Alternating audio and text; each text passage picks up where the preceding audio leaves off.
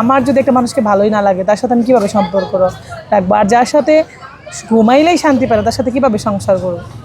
আমি আবারও বলি, আপনারা একটু কমেন্টে জানায়েন এটা কি সত্যি বলছি না মিথ্যা বলছি। আসলে আমি একটু বাস্তবমুখী লোক, তো এর জন্য মানুষ আমাকে কম পছন্দ করে। ইসরাত আপু, যিনি ইতিমধ্যেই সোশ্যাল মিডিয়া কাঁপাচ্ছেন, কী কাঁপাচ্ছেন জানি না, তার মুখে শুনবো। চলুন আমরা কথা বলি। আসসালামু আলাইকুম।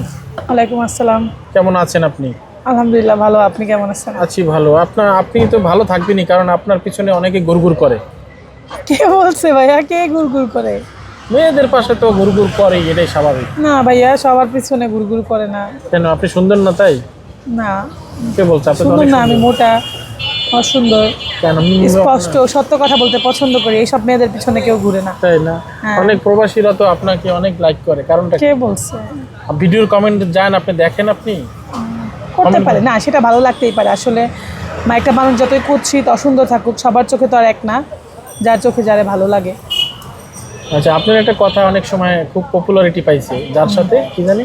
ও আচ্ছা, আমার যদি একটা মানুষকে ভালোই না লাগে তার সাথে আমি কীভাবে সম্পর্ক রাখবো? আর যার সাথে ঘুমাইলেই শান্তি পায় তার সাথে কীভাবে সংসার করবো? আমি আবারও বলি, আপনারা একটু কমেন্টে জানায়েন এটা কি সত্যি বলছি না মিথ্যা বলছি। আসলে আমি একটু বাস্তবমুখী লোক, তো এর জন্য মানুষ আমাকে কম পছন্দ করে। আসলে এই পৃথিবীতে সত্যর তো ভাত নাই, এটাই মেন সমস্যা।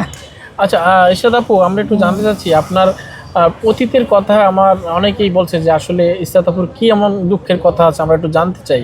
একটু যদি বলেন যে আপনি। না আসলে সুখ দুঃখ মিলায় তো একটা জীবন। হ্যাঁ, একটা আমার জীবনে একটা ইয়ে ছিল যে আমার বাবা নেই, বাবা থাকতেও ছিল না। লাইফে 20 বছর বাবা ছাড়া কাটাইছি, বাবা ছাড়া স্কুল কলেজ সব কিছু পার করছি। এটা একটা ভীষণ কষ্ট, মানে যার নাই সে বুঝবে।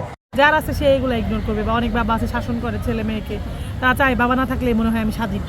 আবার অনেক জায়গায় হচ্ছে বাবা মা